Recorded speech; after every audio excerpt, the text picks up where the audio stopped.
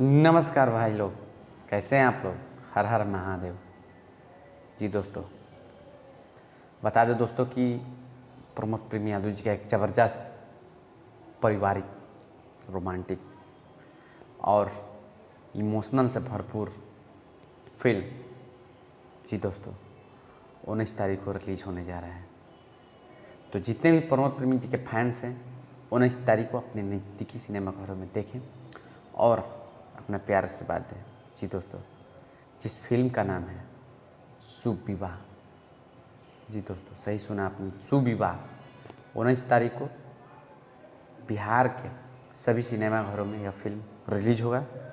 तो आप लोग ज़्यादा से ज़्यादा संख्या में जाएं और इस फिल्म को अपना प्यार से बांधें। गजब का फिल्म है, एक बार ज़रूर देखिएगा और बहुत भरपूर मज़ा आएगा। और रोमांटिक और इमोशनल से भरपूर यह सिनेमा है, एकदम से पारिवारिक, अपने परिवार के साथ भी देख सकते हैं। गजब का इस फिल्म में सीन दर्शाया गया है। शुभ विवाह, जिसमें लीड में प्रमोद प्रेमी यादव जी, चांदनी सिंह जी और भी सारे कलाकार हैं।